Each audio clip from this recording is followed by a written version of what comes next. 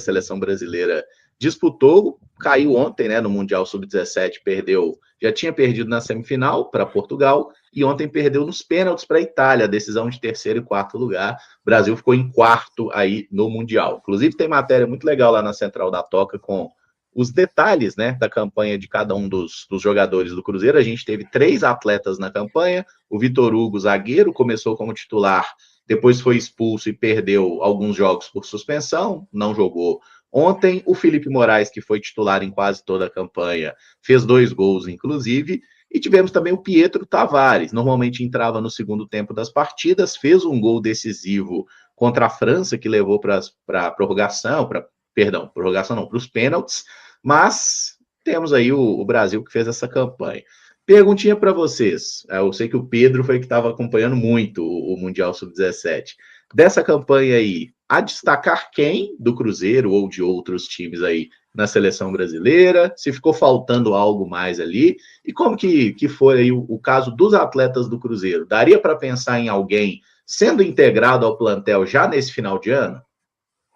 Ô Caramujo, falando primeiro dos meninos do Cruzeiro, eu gostei muito, e por óbvio, do Felipe Moraes. Acho que foi um dos melhores jogadores do Brasil no torneio, muito participativo e até jogando mais por dentro, né, como um camisa 10. No sub-20 do Cruzeiro ele acabou sendo aproveitado mais como um jogador de lado de campo, que fazia esse movimento de sair um pouquinho do lado do campo para jogar por dentro, junto dos meias ali, mas na seleção ele atuou mais como esse 10 centralizado e para mim foi muito bem. O Vitão foi bem também, assim, a saída de bola do Brasil enquanto teve o Vitor Hugo ali à disposição, ela era boa, né? E aí ele acaba expulso naquele jogo contra o Paraguai, 3 jogos de suspensão, e o Brasil termina aí em quarto lugar, sendo eliminado, perdendo para a Itália, no caso, nos pênaltis. O Pietro teve poucos momentos, né, mas o momento mais impactante foi diante da França. Ele entra, sofre um pênalti, o pênalti é perdido, depois ele marca aquele golaço e o Brasil consegue se classificar nas penalidades. Falando aí de jogadores, acho que para serem utilizados, são todos muito jovens ainda, né? Não à toa estão no Mundial Sub-17.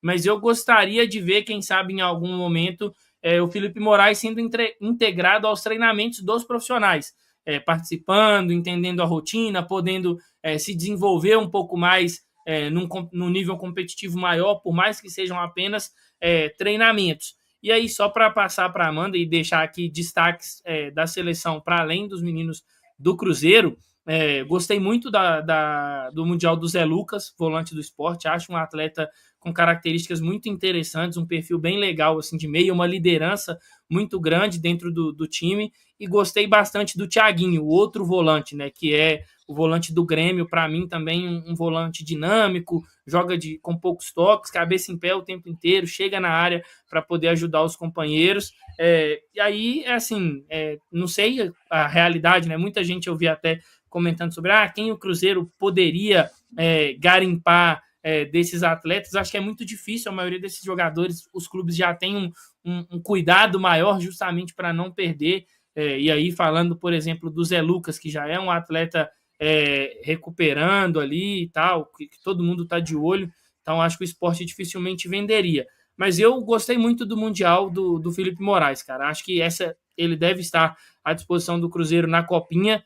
Vai ser um momento importante, mas desses jogadores aí do Cruzeiro que estavam no Mundial Sub-17, nesse momento é o que eu vejo num estágio um pouco mais avançado, para receber ali algumas oportunidades, quem sabe, de vivenciar a rotina dos profissionais. Acho que para ser relacionado, para jogar com os profissionais, ainda vai demorar um tempinho.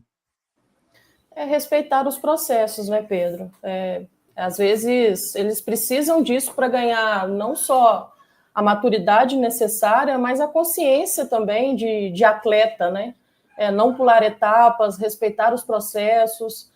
Seria muito interessante vê-los numa copinha. Acho que o nível de competitividade para eles que são jovens é extremamente interessante. A copinha, muitas vezes, os clubes dão a vida ali, porque tem muita gente observando, além do seu próprio clube, mas tem muita gente também fora observando. Assim como foi para o Pedro, acho que o Felipe Moraes, para mim, é o destaque aí dos meninos que estiveram representando o Cruzeiro.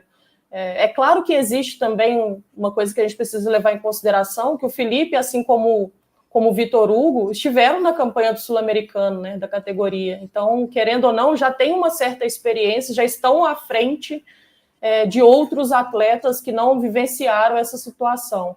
É um jogador, para mim, que mostrou muita maturidade tática, porque é necessário esse jogo associativo, essa consciência de que ele também é um organizador da equipe, mas que pisa também dentro da área, que é um elemento surpresa no ataque da seleção brasileira.